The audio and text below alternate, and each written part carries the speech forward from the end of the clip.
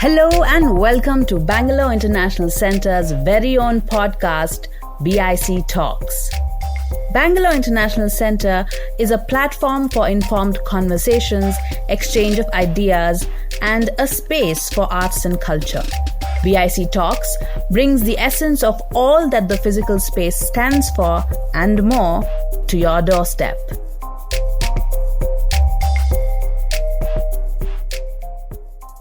India's police forces have long been under the direct control of state politicians, but the challenge of police politicization is coming to the fore increasingly in recent years.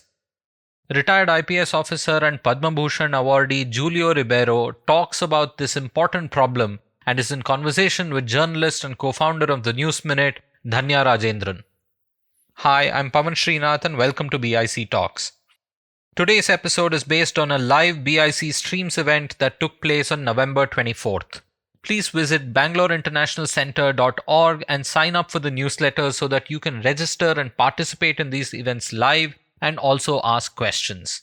With that, over to Dhanya. So the topic that we're going to discuss today is about the politicization of the police force. If you all remember, a few months ago in June 2020, there was a video which went viral across India of a radio jockey from Chennai actually speaking about two men who had been beaten to death. Their names were Jairaj and Benix. They were father and son, and they died in the district of Thoothukudi in Tamil Nadu. Immediately, there was nationwide outrage. All television channels were covering it back to back. Newspapers were writing about it. So a lot of social media outrage. And immediately, there was a CBI probe ordered into it. And the CBI has now even filed a charge sheet in the case saying that the policemen did take these two people into illegal custody and beat them up. But the point is, one Jairaj and one Benix is all that we outrage about. But statistics show that a lot of people die in Indian jails or in police custody. In fact, last year, around 1,700 people have died while in custody, either in police custody or in jail. And many of these could have been custodial torture deaths. The other thing, of course, that we have been talking about a lot recently is the politicization of the police force. We have been speaking that with regard to even the Arnab Goswami case in Maharashtra. Before that, what happened to Sushant Singh Rajput, the whole NCB, ED, and everybody investigating those cases. The Kerala government, the CPIM is saying that central agencies are being used against them. We have seen what's happening in the Delhi Riots case. So politicization of the police force is something that we have been discussing about for many, many years. But has the problem become really acute now? I would like to ask Mr. Ribeiro to please have his introductory comments, and then we will go to more questions. Sir?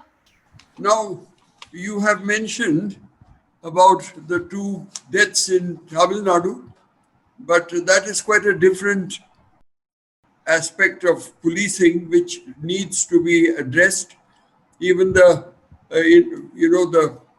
Amnesty International had written to me previously when I was the police commissioner about deaths in police custody and about custodial violence, custodial interrogation, and that it requires the public to oppose it because the public supports these high-handed measures, and that is why it continues. But about the politicization of the police, I think you have mentioned two recent cases, the Sushant Singh Rajput's case, but the biggest examples of politicization or the evils of politicization, I feel that the Gujarat riots of 2002, where the police did not do their duty. In fact, within a month of the happening, I myself visited Ahmedabad, spoke to many of the senior police officers and also many other members of the public. And I more or less know what were the instructions given, though the police, nobody is going to give a statement to that effect. But the fact remains that those officers who had done their duty, who had controlled the riots in their jurisdictions, they were transferred out within 15 days. And in fact, on the day of the riots, two ministers, one minister sat in the DGP's control room and the other sat in the commissioner's control room. And I was shocked because I've never heard of ministers taking charge of the daily routine. Does the minister control it or does the police, the professional body, control it? So it was funny. So I asked the DGP, how did you all allow? And they said, well, it's you have never worked in the present times. That is what the answer they gave me. Because I used to be DG of Gujarat at one stage when the riots were taking place. Anyway, the politicization, I will give these instances later if there is time. But how does politicization occur? The answer is very simple, by misuse of the powers of transfer and appointments. You know, Mr. Sharad Pawar, I remember one of his quotes during a speech he gave, but he said that the transfer industry is the most lucrative one and it is also the biggest industry in India. He was so honest about it that this is what is happening. And the power of transfers, how is it misused? Now, the power of appointing any police officer above the rank of SP and above, that is right up to the DG, Superintendent of Police, through the DIGs and the IGs, and then the additional DG to the DG, is with the government. Government means the minister of that state. And the power of transfers of people below that rank, below the IPS rank, is with the IPS officer who is the superintendent of police or a DIG or an IG or a DG. This is the standing orders. And it is breached in almost every way. Now, let me tell you, when I joined service in 1953, the ministers did not interfere with transfers and postings. They just kept a watch on the police officers and the ground, whether they were misusing their own powers, whether they were crossing any line, and then they would get this information from the public and convey it to the officer, either to the SP or even to the DG, right through. So that was immediately rectified, either by warning the officer or certainly he would not be allowed to do it again. This worked very well. But later on, they were more interested in the transfers of the subordinate level because they are the ones who really are the cutting edge and can do them favors on the ground because it is their normal workers on the ground who want this and that done in order to keep their followers happy. So this is how the politicization occurs. Now, senior officers, how were their transfers done? The IG would send his recommendations because he knows his officers, he knows his men, and he is the father of the force and should be the father of the force.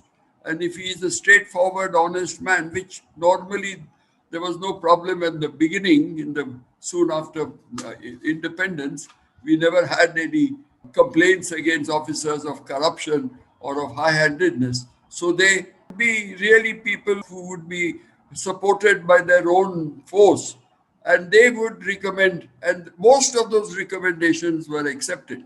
If there was a problem, they would discuss it with the IG. There was no DG at that time, with the IG and say that this is this, we feel like that. And in their discussions, it would be sorted out and that go with the consent of the IG.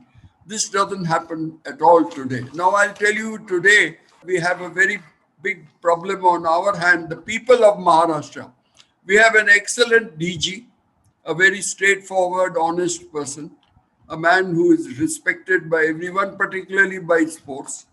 And he's really fit to be the DG. And he has put in his papers, say he's got 2 years more of service, but he says, I would like to go to the center.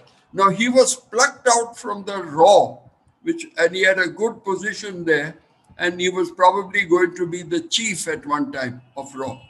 But even that he gave up in order because he was asked to come and to fill in certain lacunae or vacancies or whatever you may call it. There was a need of a good officer at the top, at the rank of the DGP and at the rank of the police commissioner these two officers. They were both pulled out from the center, one from RAW and one from the IB, and brought here to fill up those posts because they did not find others who were suitable enough at that seniority to take those positions. Now, this man has become so disgusted with the Aghadi government that we have today, the three parties, who won't allow him to be the DG, in short. They want their own things done. And I was surprised to read in the Marathi newspapers that the DG is interfering, listen to the language, with postings and transfers. Actually, he should be the one who should do the postings and transfers, and then everything will run smoothly. But they think that it is their divine right to do this because it brings them patronage, it brings them money sometimes. If he's interested in money, we have had home ministers who used to sell off these postings. I've mentioned it in some of my writings, that cash for transfers policy. It was really, and I even had to go up to Mr. Sharad Pawar to sort out this problem. So this is how they interfere with postings and transfers, misuse their powers. And when they do that, the force loses all respect for their leader. They know that he doesn't have any teeth. And if they know that he's not going to be listened to, then what is his position with his men, with the public? And that is what we are very worried about. A police chief who is not sort of respected by his own men or by the public is not a police chief at all. And nobody would like to work in those conditions. So this is how the politicization takes place. Now, what has changed now from 1953 when I joined? What has changed is that the police officers, the IPS officers, they have started using their hands to clap along with that of the politicians. They're rubbing each other's backs. And they have done this in order to get postings of their choice, in order to see that they climb the ladder of promotions. And generally, they do what the politician wants, particularly in the matter of postings of junior officers, so that they are in good books of the politician. And this is how the scratching of each other's back has led to the politicization in a very big way. It has sent corruption through the roof. And what is more, it has made the public totally displeased with their security concerns. They have great concerns about security, which they should not have. If any good government would like to see that security is the first subject which they would like to attend to. So this is what is happening, and particularly if there is no big upheaval like a big textile strike that I faced here, or the revolt in the police force, then they find that things are cozy. They immediately start doing their own political gap things. Now, so the IPS officers, they sell their souls. That is what we are worried about. They are selling their souls because they would like to go up the ladder, as I said, or postings of their choice, either because they themselves are interested in making money, or because they would like to be in the public eye, limelight. So this is one of the two reasons. Or they would like to stay in certain places, which are the big cities, and not go to the smaller places where there are postings that are available. So these are the different reasons why senior IPS officers are selling their souls and thereby allowing the politicization to gallop. Now, if you ask me, how did I deal with it? I mean, I would like to mention, anybody will ask, what did you do about it? I worked in much better times where the politicians too were a little more amenable to reason. And if you laid down your principles in the beginning, when you joined that particular district, they would immediately understand and leave you alone. And I used to do that by telling them when they approach me for transfers of subordinate officers, I said, please ask that gentleman to come and meet me. I'll discuss it with him and see what are his problems. Either they didn't come, or when they came, we discussed it. I did not go at him, because then he would go and tell the politician that he was mistreated. So I didn't do that. I just talked to him nicely and I said, what is the point of going to a politician and trying to get your posting in this manner? And this is how I, in particular, managed to get them off my back.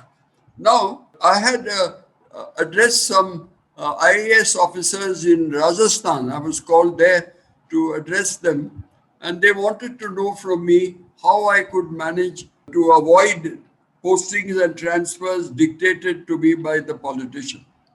And I told them that, look, I had the people on my side, I had the force on my side. How did you get them on your side? They asked. And I said, by giving them justice. In wherever they came and met me, they would get justice, and people were satisfied. And when they are satisfied, they know you. If they know you are on their side, immediately cooperate. So, and the politicians know that the people are very happy with this gentleman. And if we touch him or if we transfer him or we shift him, we'll lose so many votes, because the only thing they are worried about is votes. That is what they are worried about. They are not worried about anything else. I also remember on one trip I made to London when I was in the Punjab, and I met the police commissioner of London Metropolitan Police of Scotland Yard, Sir Peter Imbert, and I had a lot of discussion with him on different matters, corruption, for instance. I said, you don't have this big problem of corruption. He said, who told you? And we discussed it. But one question I asked him, how do you deal with these transfers and postings which the politicians come and ask you to do? He said, we never had that problem over there. Nobody comes and asks us. Nobody asks us. Now, in US, in the turn of the 20th century, you had Tammany Hall, that is the Democratic Party headquarters. And I read that number of policemen, the beat policemen, they would go to meet the politicians in Tammany Hall to ask for transfers. They would like to get those places where they got free food and free drink and things like that, and they would, or some extra money. And this was stopped because of public pressure and public understanding. You don't have this problem anymore in the US. So I suppose when we too will have that, I don't know how many years more it will take us, but I hope sooner than later we stop the politicians from interfering in the internal working of the force. That is, the police chief that is appointed should be an honest man, should be a man with capability. There's no problem about people with capability. They have to only bother about whether they are also involved in making extra money, which is something that some of them have an itch for. So that is what they should look. They never had this problem earlier, but now it is unfortunately increasing. But there are many others. There are many of them. At least half of them I can vouch for. They are absolutely straight. I'm talking about Maharashtra or basically Bombay City, because we stay in the city and we know how our officers operate. So you cannot fool the public. The public knows everything. And unless the public intervenes and sees that politicization is stopped, we are not going to stop it. I'll talk about that a little later. I must tell you that the Gujarat period that I spent 4 months, I was sent there as DGP of Gujarat in the month of June, I think, or July of 1985, July. And I was told that you go there for 4 months and you please stop the rioting, communal rioting, which has been rampant for the last 5 months. And he said, we have the army. We have the army there for 5 months, and the army is pressing us to release them.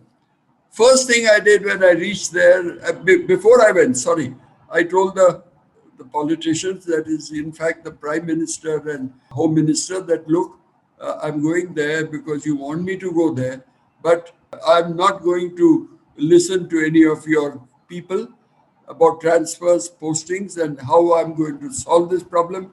They should give me a totally free hand, and I promise you I'll stop it.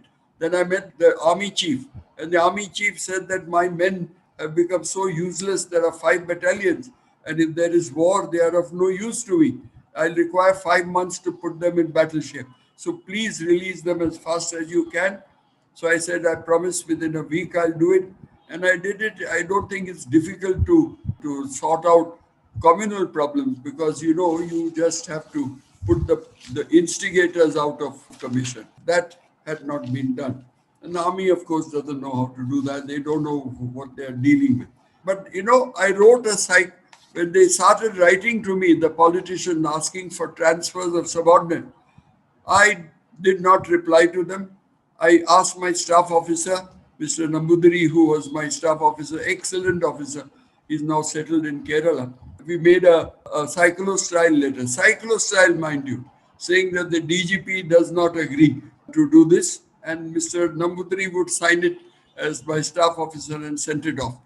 So the chief minister phoned me saying, Ribeiro Saab, please don't send these cyclostyle letters, because they say that I've got influence at all with you. That is what my followers are saying. So please stop that. At least you send separate letters and sign it yourself. So I said, I'll do it if I don't get so many. If I get too many of these letters, you please tell your people not to send these letters. And I think the letters stopped. So this is how the politicization takes place, because if the policemen, they are very shrewd. If they know that you are not the person to decide, that if they approach one politician and they get that posting, well, that is done. But then you lose your soul. You have given over your authority to the politician. And that is what causes all the problems. Now, I just want to point out to you about a book that has been being published by an ex-IAS officer, Mr. Gopalakrishnan Shankaran. I don't know from which cadre he is, but he is a member of my group called the CCG, the Constitutional Conduct Group. We write many letters to the press. We release it to the press. We write to everybody on various matters that concern the people. And I think you might have heard about us, but this gentleman is a very honored member of this, and he has written this book, The Yes Man. And it's very interesting to read it. A recent arrest of Goswami, where Mr. Jaiswal, incidentally, the DGP, I don't think he was consulted at all. It was a faux pas into my mind, because there was no offense really. The man had not paid his dues. Mr.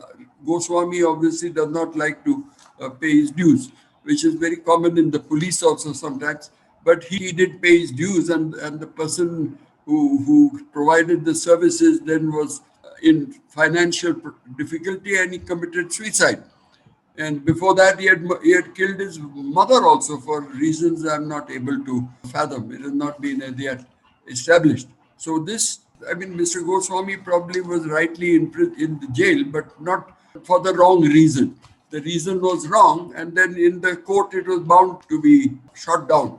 So this is what I feel. But then he is facing a much more serious charge, playing with the figures of the TRPs, etc., which I think that should cause him some amount of concern. But everybody knows that he is a favorite of the government in power, so he gets preferential treatment, which in a democracy like ours should not be so, but it is. There are many instances of such preference, I'm quite sure, and I'm not surprised it has taken place.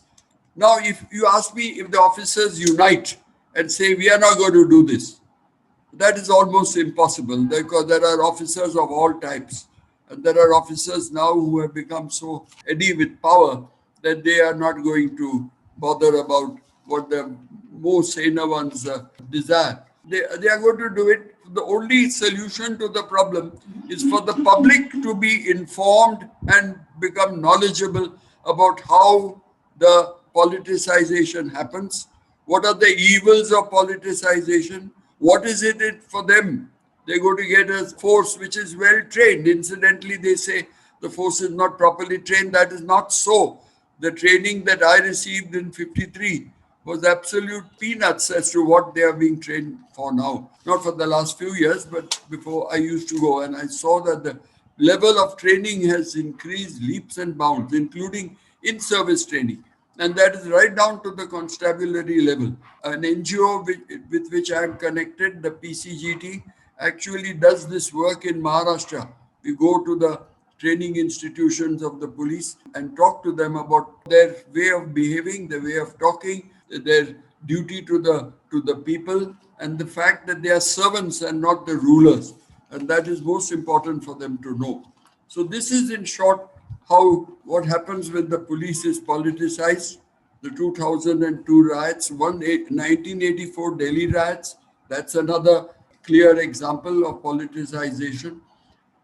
And the effect on the investigations of politicization in the Sushant Singh Rajput case. The man committed suicide. He was found inside a locked room. They took 4.5 hours to break down that room. And yet they are saying that how could ghosts get in and murder him? Anyway, now they have given up that because they say perhaps this Ria had been the person who has caused him to commit suicide. Well, I think that is another fallacy which we have to put, because a lot of young girls or boys are being put inside on the ground that the opposite party in a love affair which has gone awry has committed suicide. I don't think this was what amounts to abetment to suicide. Abetment requires much more than just a failed love affair. There's much more. You got to actually goad the person and hope that he commits suicide, which doesn't happen in most cases. I don't think there are any such cases at all. So they have to have another look at that provision of abetment to suicide. And that is a different matter. We are talking about politicization. It exists in the investigation of crime which has a political context. Also dealing with law and order situations. So in both cases, the public suffers. They should know that they suffer. And if the people know that, then they will force the politician to give up and post good people, not yes men as DGPs and commissioners. When they post yes men, you have the clear recipe for disaster. And this is what is happening in most states today. So I was reading an article of yours recently in which I'm just quoting you. You said, but those who are politically conscious can discern the clever but not so subtle games that politicians play with policemen as pawns on their chessboard. This is what you wrote. And you have been telling us in your talk that things were a lot better when you were in force, perhaps in the 80s or 70s. Why do you think things deteriorated so much, especially in the last few years? And I think Vijay Padaki, one of the people in the audience, have a related question. He wants to ask, in your opinion, which are some of the cases of politicization that stands out as the most shameful as far as you are concerned? I think the most shameful is the handling of the riots by the police in Gujarat. Because, I was the DG of Gujarat for 4 months and I know those senior officers and they're quite capable of handling it. In fact, some of them, junior ones, even handled it in their districts. It was quite obvious that they were not interested in curbing the assaults. And then they were told that it will finish in one day, but such things don't finish in a day. It goes on and on. It's a very interesting way in which those riots were conducted. No person of means was killed except the MP, the Congress MP who was killed. No other man, no other person of means, of the have-to-haves was killed. The haves got all their businesses all destroyed. That was also done, and they had to start off all over again. But they were not touched. But only the poor were massacred. This is how the whole thing was conducted. It's very interesting that who were as the instruments of the massacre. So all that is something that people should read about and understand. And it also, I feel, raised the status of the chief minister. He became the prime minister after that because the people incidentally were on the side of the massacre. That is another interesting fact. I was called for a dinner where 50 odd people were present. There were doctors, lawyers, there were people of means and gentry whom I knew because I had worked there for 4 months. They were so happy about what had happened. They were so happy and they repeated all the usual cliches about 4 wives and 20 children and all that they did, which to argue with them about, factually, if there were 4 wives for each person, they would require 4 billion women for a million men. They were rather taken aback by that assertion, but they continued to say, yeah, no, they are a menace. So this kind of thing that happened, that was the worst case according to me. But now it happens every day. Today, I mean, of late, it is increasing. Now you have this Hathras case, in UP, wherein UP is in a pretty bad state, if you ask me. And I don't think, I feel that things will really explode over there, because how long can people accept all this injustice? I don't know how that state is actually being run in a manner that the law itself is not at all even understood, or people are asked to pay even if they are somebody is somewhere else and he's asked to pay for damage done by him during a riot when he's not anywhere around. I mean, it's seizure of his property, etc. I don't know whether the manner in which it is being done is really legal. It's got to be tested, and I think that they're just going bonkers.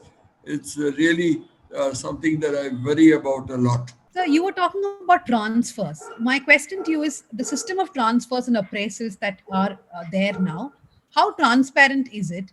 And if it is made more transparent, would that maybe bring down the politicization of the force if there's more transparency in how appraisals and transfers are done? I really don't know the answer to that question.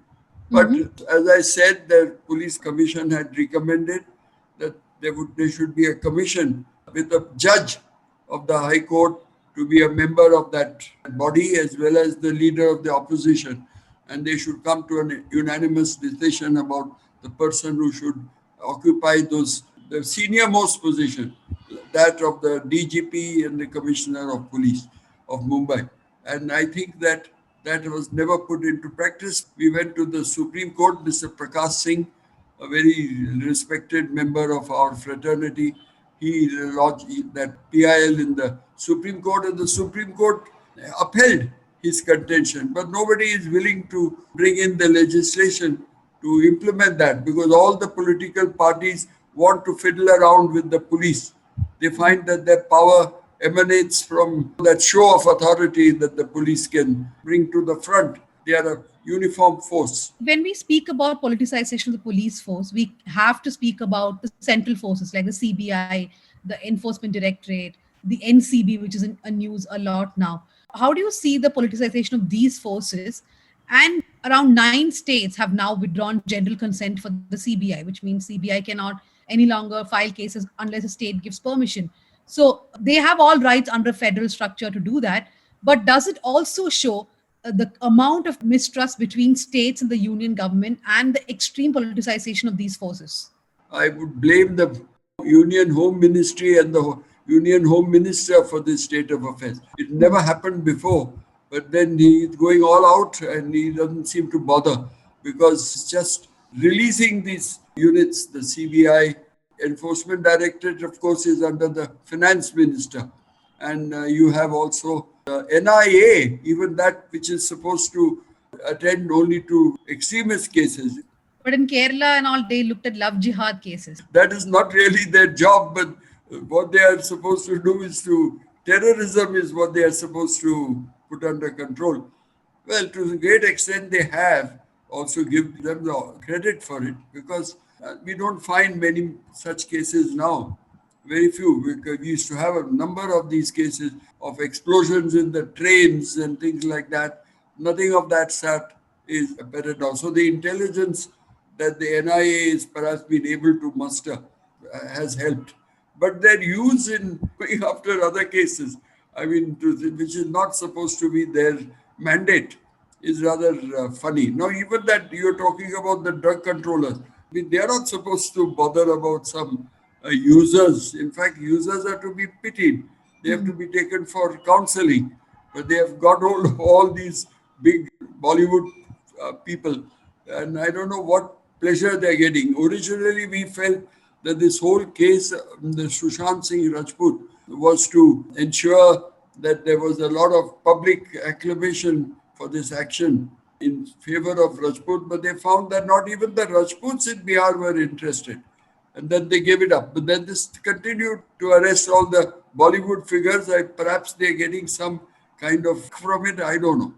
So, sir, when we spoke to people in the NCB or the CBI who were looking at the Sushant Singh Rajput cases, many of them would say that these are trivial cases. It will not stand in the court of law. It won't even reach, like, for example, Deepika Padukone is questioned by the NCB. These are all cases where even a charge sheet may not get filed. And those policemen or women do feel that this act should not have been taken. So, what is a way out for them when there is extreme political pressure? What really is the way out? I mean, there is only a handful who would be brave and say, I don't want to fall into this. What is a way out? You see, the only way out is for leadership, good leadership. If you have a proper leader who is not afraid to question who has got that stature, that even the politician will not try to trouble him. That is the type of man they should appoint there. Now, the point is that the leader cannot prevent this from happening, cannot allows his own subordinates to be bullied, then I think he's not a leader at all. I remember one case which I would like to mention to you. There was somebody, a very good investigating officer from the IPS, but a junior man who had given that Godhra train riot case, and he was investigating it properly and getting hold of the correct people. And suddenly the CM makes a statement saying that the ISIS is behind it. Now, this man was also asked at the same time, and he said, no, I don't think ISIS is there. So there was a contradiction between the CM and a junior police officer, which came out in big headings in all the Gujarat papers. So that officer was called and pulled up and said, go and meet so-and-so. And that so-and-so told him, why don't you just help a little bit? The CM wants that done, you do it. Now, this was very funny kind of advice. And I asked him, did you not go to your seniors? No senior was willing to step in. They're so afraid of the political leadership. And they said, you don't know this leadership. They're quite terrible. But even then, I mean, you have to face it. You can't allow your juniors to be bullied in this manner and told to do something which is patently wrong and false. So I think that I would be very worried about working in such conditions. Yeah. So I have a question, and I think one Mr. Prem Chandavarkar also has a similar question. So I'm going to combine both this and ask. My question is, do you think the UPSC, for example, is needed? Can't we have state police officers and the state deciding their ranks instead of a UPSC? I'm just mooting an idea. Prem is asking, in many countries, the police force reports to local government rather than the state government. This makes accountability clearer and will change the transfer game. Should this be a dimension of reform in India? Now, he's talking about the local governments being in charge. I'm saying, why not the state has its own control over the police force, including its IPS cadres? You know what you are trying to actually say, and Mr. Prem also, that look, we don't need the IPS and we don't need the IAS. We don't need the administrative, but there are different reasons why they were put in place, particularly because of bonding between the states. There are people from other states who come to a different state. So this is one. And number two, there still is a difference I can see between many of the IPS officers. Unfortunately, the number is dwindling. And if it dwindles even further and becomes a trickle, then of course the All India service may not be actually required. But the government of the day has got more confidence, shall I say, or more love for the officers from the local officers who are recruited directly as into the state service. That happens and it's natural. It's nothing unnatural. But then the IPS officers, what I feel is they are the ones who should stand up.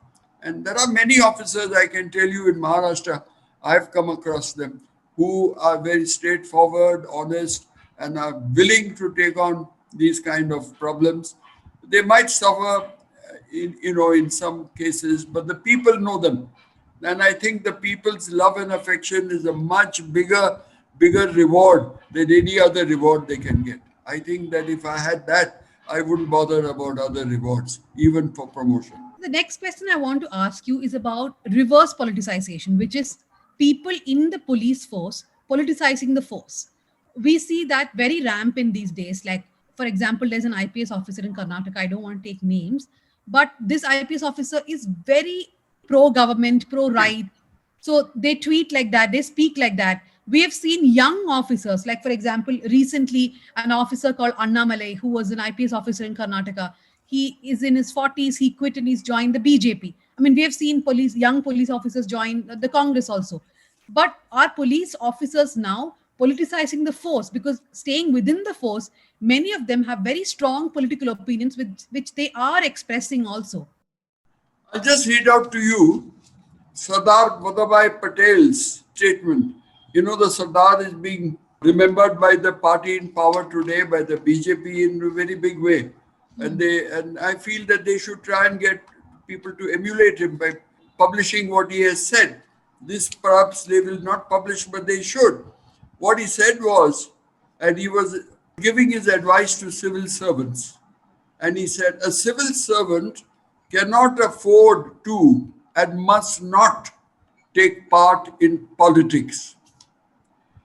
He should not involve himself in communal wrangles. To depart from the path of rectitude in either of these respects, politics or communal wrangles, is to debase public service and lower its dignity. I know I've quoted these pieces from Mr. Shankaran's book about Yes, Men Are Dangerous. So I think this is a very relevant thing. But there are more and more of such cases, I find. There was an officer who became director of the CBI for a short time recently. He openly states, and this is not what... He's very bigoted and he's very anti-Muslim on social media. He has no problem saying the stuff that he does. So how do you even trust that this person was a police officer who was in charge of something like the CBI? So my related question to you is that, do you believe that it is right for police officers to join politics, especially many who are retiring from the force in between their service and then joining politics? Many who retire, like they finish their service, they retire and join. Do you think either ways it's best for police officers to stay away from politics? Of course they have to stay. They are supposed to. They're not supposed to dabble in politics. They're not supposed to take sides. Their only oath is to the Constitution. And the Constitution takes precedence. And it is very well written in the Constitution that you have to be secular, you don't have to take sides, you stick to the truth and give justice to people. These people will not be able to give justice. Anybody who is politically inclined, who is communally inclined, how can he give justice? It's impossible. I remember when I was a very junior officer, superintendent of police in a district called Padma, and there used to be an IB officer who was a year senior to me, and he was an excellent man. He would come every 3 months to inspect his local office. And, you know, once I praised a certain DYSP who was in charge of that area, and he said, no, Julio is not that good. I said, why? What is wrong? He said, he has a prejudice against Muslims. This was Mr. S.E. Joshi, who later became the chief of RAW.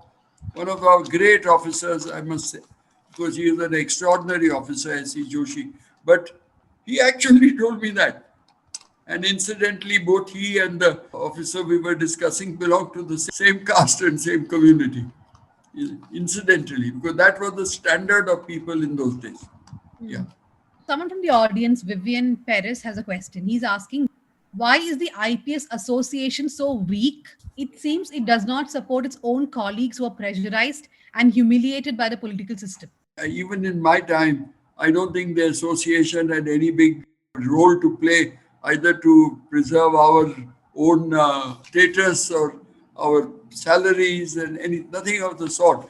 Recently, now after I've retired, the IPS officers approached me to go and meet the then Prime Minister Manmohan Singh. So please go and meet him for our demands, which I did. I went there and spoke to Mr. Manmohan Singh because I knew him from my Punjab days. This is what has happened. I mean, they don't seem to have any clout at all.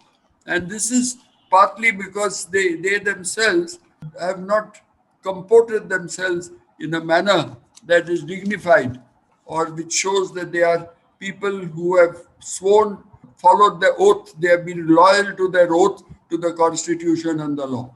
If they do that, I think if many more officers do and they are the members and they go forward, I think that the government will have to listen to them.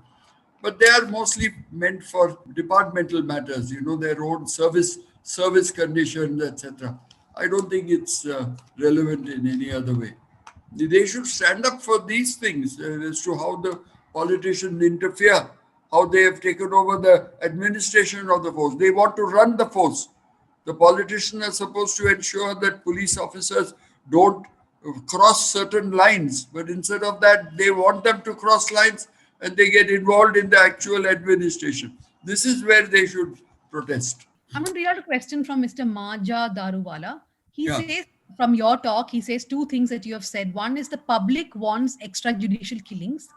Is that sufficient for the whole force to be complicit in it?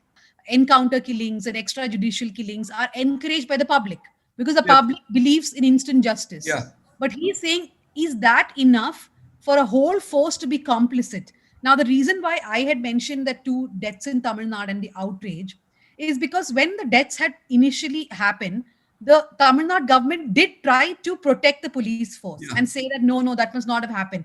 So also it's a give and take, right, between the police force and the government. The politicians protect the police force and the police force in turn protects the politicians. That particular case, there are two things that I must point out to you. One is that a police woman, she was the main person who gave evidence. She obviously didn't like what was happening. Otherwise, she would not have had that courage to go against the rest of the force. There's the omerta, the silence that they, like the underworld, and they keep quiet about these things. But whereas this woman came out. And number two, I wonder how the magistrate gave that remand. For what? For keeping your shop open? Is it a case for remand? I really don't know how this happens, and that should be also looked into. The magistrates also had no business to give the remand. So obviously to teach those people a lesson. I'm going to read another question from Mr. Raghavendra Oradkar. He says, in spite of Supreme Court giving instructions about fixed tenure, which you were speaking about the reforms for DG of police, police establishment board, for transfer of subordinate officers in police department, etc. He says all these are in abeyance. But do these reforms really work? Because there is a general decay in the value system. It's not just about reforms, right? Even if you bring reforms in, the decay has set in. So then what is a way out? I personally have come around to the view that unless the public raises its voice, that is why what we are doing here in Mumbai through a NGO called the PCGT, the Public Concern for Governance, we are going to the colleges and telling them about all these matters, how these things are run, how governance is done, and how they should understand. Because when they have to understand what is happening. You see, to say that the police is so bad and they are very corrupt, who is encouraging all this? So because you have insisted many times that the only way out perhaps is for public nuance and public knowledge about what is happening, Ahinish has asked, how can citizens of India get together to stop the politicization of the police force? Are there existing platforms that are working towards this that one can join or support in any manner? I would like to add that can public conscience really lead to that kind of change? Because that also is an echo chamber, right? There are only a very few people in the public who think that extrajudicial killing should not happen, who are not okay with politicization, who think what the CBI is not doing right. So can that be really a solution, public awareness and public responding to it? I see no other option because I think the government is not going to do this. Any government, I'm not talking about the BJP government, I'm talking about Congress. You have seen now in Maharashtra, the BJP is out and 3 other parties are there, and they have hounded out a very good DGP, a person who you really respect. This is ridiculous. And they want people, I don't know what they want, yes men. And yes men are not going to help for very long because they will in fact put them in the ditch. That is what is going to happen finally. People understand all this. They should, and if they don't, it is our duty to educate them. We're going to educate them. I think that there should be more knowledge because most people, when you talk about police reforms, They say they should be more trained, there should be better training, they should talk politely. That doesn't really, the leadership can get that done. So how can people So participate? get good leaders. How do you select good leaders? If there is public pressure, the politicians will not be able to withstand pressure beyond a certain But limit. how can the public exert pressure and Well, organize? you are asking whether there is a platform. I don't know of any particular platform. Now, once they know that this is happening, they will, local people will get hold of these platforms. But they are more bothered about these political parties who have their own quest for power. And then the things that really matter to the people are not taken up. That should be taken up. What is the security climate? How is it being vitiated? Why is it being vitiated? It is being vitiated because of the dirty politics and the way that politicize the force. They are politicizing other arms of government also because they have the power of transfers and promotion there also. But it doesn't matter so much as this because it's the security of life and life and property that is involved in this particular. So these are the matters that you have to take up, and we will propagate it. This is our job. We do whatever we can, and we can do more. If more people join and say we are going to do this, it's going to happen. It will happen. One day it will happen. And what do you think is the role the judiciary has to play here? Looking at how things are panning out, the judiciary also has been criticized quite a bit because they interfere only in certain cases and they do not speak in other cases. So, how much do you think has judicial intervention really reduced? And do you think that's a huge disappointment too? The judicial intervention would definitely be an answer, but I don't think the judiciary is now also under attack. There is politicization is creeping into that also, plus the armed forces. My goodness. So it's a very, very dangerous proposition. Field Marshal Manik Shaw mentioned that there people might become field marshals even. It's a statement, you just have a look. But sir, one thing I want to ask is you just said that everybody's under attack, right? As in all the pillars are under attack, which is judiciary, police, armed forces. But sometimes when I observe what these police officers and how the armed forces behave, or even the judiciary, I think they also are very ideologically tilted to one side now. They are part of the system which is propagating it. This is happening now. It never happened before. In the Mhm. armed forces, there was never such this. It is a new thing. But judiciary is definitely there now, and even in the Yeah, I police. know that because of appointments and transfers. They, you know, two or three cases where they have kept back the recommendation of the Chief Justice and his colleagues and his companions. They keep it back so that the person doesn't become a Chief Justice. It's like that. These are tricks that politicians play. They're bothered about the party and the party should be in power, the party should. That is what politics is all about. But in the meantime, the people are going to suffer. There are quite a few questions about police reforms. I mean, everyone wants to know why have reforms not been implemented? Will that change? At least two or three questions are regarding that. And Jamuna Rao asks many police personnel, even the corrupt ones, contest elections and win. Do people actually get what they deserve? Are people getting what they deserve? Main reform is to depoliticize the police. That is the main reform. And that is done, but they had recommended one security commission chaired by the chief minister or the home minister and consisting of the leader of the opposition, serving judge of the high court, decide on the top appointments, not every appointment, but the top ones. And then downward in the for the other appointment, there would be departmental committees. So they misuse it and they use that. You see, they have interpreted it in their own way.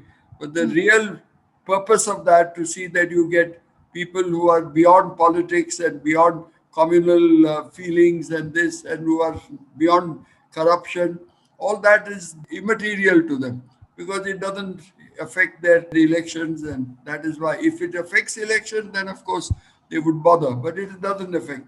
So we have to keep on trying to educate people and tell them that these political parties now you can't say that we are people will say you are against the BJP, but what about the government here in Maharashtra? It is in fact, you know, that I would say that the chief minister before was a very honest man, but also beside that, he ran a pretty good administration. He didn't interfere in these postings and transfer of police officers, because that is what I know, because I keep a watch on that. But this is absolutely shocking the way they are going about it. But so you insist that the public should be more knowledgeable and they should talk against it. But my real concern is the public discourse in India is now in binaries. It's either I stand with you or I stand against you. Either you're for the nation or you're against the nation. If you're for the government means you're for the nation. So when the nuance is stripped off our conversations, when we are always talking in binaries, how do you think the public will really understand? Even when like three or four of those people who allegedly raped a woman in Hyderabad were shot down, I would say a large part of the public did not have any nuance. They were all encouraging of it, and they said, yes, that's the kind of police force we need. Can we really trust our public to have this nuance? Are we still living in an echo chamber where only a few have it? Well, that is a different problem altogether. The judicial process is so slow that people are wanting quick justice. This used to happen. Anybody who was charged for murder, they used to be tried every day. I mean, the hearing would be every day. I was a law student, so I used to go to the sessions court and watch. And within a year, the man was either acquitted, very few were acquitted, and mostly he was convicted. He went off to jail. But now this doesn't happen anymore. It's like a magistrate's court where the case is adjourned and adjourned and adjourned again, and it goes on for years. I mean, I don't know why. I discussed this with Chief Justice Verma when I met him once in Dehradun, and I said, why is this happening, and why don't the judiciary stop this kind of thing? Why should they be just postponed like this in this manner? And just because some advocates want people to be acquitted, because they can then approach the witnesses or they can suborn them with money or some other way. So it is a very unfortunate thing that the people then support. They support custodial violence, they support the fake encounters only because of this. And in fact, these police officers who are very adept at getting involved in encounter, they call encounter specialists, they become heroes. And Bollywood is prepared to make biopics on their one of these fellows from Reliance, I think, they came to me for, will you allow a biopic? I said, nothing doing, because I don't jump from rooftops to rooftop. The only thing I did to give justice to people. I didn't do anything like jumping after people or running after that, and that is fine. You can ask. Encounter specialists is where you should go. There's an unrelated question. There's someone who's asked, what is your take on the Sanjeev Bhatt case? Sanjeev Bhatt. Well, it is easy for the government if they want to catch hold of something happened many years ago. This happened some years ago when he was junior. But I don't know. I hear lots of, unfortunately, I know most of the officers in Gujarat who were there towards the end of my time. And I think that he gave them an opportunity. Of course, to catch him on that case. But there were so many others who have done the same thing, who have been involved in death in police custody. There's so many others who have also. They were not touched because this was selective. That was true. It was a selective choice. But also, in these matters, you yourself have to be above board. I'm not talking about this particular matter of death in police custody, but also in your other dealings with people. Do the people talk well of you? The people, general public, you can never fool. They know all about you. So if you have not behaved properly, it is a problem to save you from such damnation. I am very happy to see your trust in the general public, that the public will awaken. Because for me, that trust is actually eroding every day by day. I sometimes think that the public is becoming as bad as the politician, at least a section of the public. So now, because of this social media and other things, they get carried away. Because yes, even in Nazi Germany, people got carried away. You know that. And then, you get carried away like that. But at a certain time, they will understand what is what. we will wait for that day. So sir, I will end with one last question. So Jugjeev Singh is asking, is the politicization of the police also happening in other low income countries in the world. So since you have looked at this quite deeply, is it a problem only in India, or are there many countries which have the same issue? Are there countries which had it and they dealt with it in a particular way? Are there any examples you can take? No, no, you see, as far as we are concerned, in the Committee of Nations, we want to sit on the high table. That is our intention. Mr. Modi ji has made it very clear. Now, the problem is that if you have to do that, you have also to become more, people who follow the law, in particularly the rule of law, etc.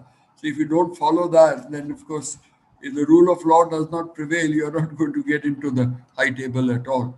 And I know that in a place like England, where I've gone and discussed with the police commissioner, I think it is much better. There is these, for example, he told me there is a problem of corruption, but certainly not of the type of corruption we see on the streets here. But on the special forces and all that, pockets where you have that. Here you have it quite rampant across the board. I also went and discussed with the police commissioner in New York when I was there. Well, there I think it is not so good as in London. There is the mayor decides things, the local, what you said, but they have their own system of checks and balances. But here the checks and balances for some reason don't work. For example, the Maya Daruwala has been going around. You ask her, she was asking for this complaints authority, which has been ordered by the Supreme Court. So there is a complaints authority here. There is a judge who is supposed to be the chairman. There's a police officer on the member. There's other member from the open market. I mean, some member of the public. The police officer is the one who runs the whole show here in. I mean, I think now they have wound up that particular unit. But when it was, I had all my interns, the students who were interning with us to go and watch the proceedings. It was a shame to see what kind of complaints authority. Not one single case was, and they are supposed to give their reports to the legislature, which they have not done at all.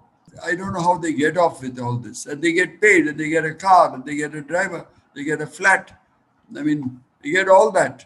And they are not working at all. They are not doing what they are supposed to do. So stop deaths in police custody, for instance. That is one of their main jobs. Why can't they do that? I think they do absolutely nothing except a sinecure job. So I don't know. It's part of our problem. So we have spoken about more transparency in transfers and appraisals, about having braver leaders in the police force, about people questioning the politicization more, that general awareness has to increase. My last question to you would be, how do you think the media in the country has to stand up? We have spoken about judiciary also. What do you think is the media's role now, especially in these times? The media, I don't know. You all have also fallen. I don't know whether the institution is supposed to be the fourth estate. I mean, and I don't know whether they really. There are newspapers, of course, who stand up to that, but generally they are supposed to question the government in power, whichever government is in power. Why are you doing this? Why are you doing that? And protect the people from misuse, from the abuse of power. Are they doing it? I worked for 2 years in the National Standard, which is now the Indian Express, before I joined the IPS. Sharda Prasad, very big, he was press advisor to Indira Gandhi before he retired. And he was my immediate boss. And he used to tell me that this is a journalist, you're becoming a journalist. You got to always keep a watch on the government, what it does. It should not abuse its powers. No, I don't know, say Mr. Arnab Goswami, does he do that? I wouldn't call him a journalist at all, because a journalist is supposed to do that. And I don't think many journalists are doing it. Are you a journalist? Yes, I am. I hope you keep a watch on what the government is doing. From your question, I can find you are doing it.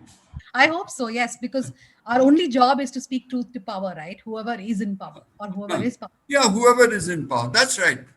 I'm not saying that this party or that party. That means then you are a politician. which we are not. Okay, thank you very much, sir. Thank you for listening in till the end. Please share this episode with a friend on social media, WhatsApp, or anywhere else. It would mean the world to us. And in case you're listening via iTunes or Apple Podcasts, please leave us a rating and a review. Subscribe to BIC Talks on email or your favorite podcast app and don't miss out on future episodes. This episode of BIC Talks has Gaurav Krishna as our sound engineer, with support from S. Sarvanaraj and Lekha Naidu. And the accompanying episode artwork was made by Chandni Venkataraman. Thank you for listening to this episode of BIC Talks. This podcast can be accessed on our website, bangaloreinternationalcentre.org, as well as on any of your favorite podcast platforms. Tune in for new episodes every week, and do subscribe to our YouTube channel and follow our Facebook, Twitter, and Instagram pages to stay informed on our latest updates.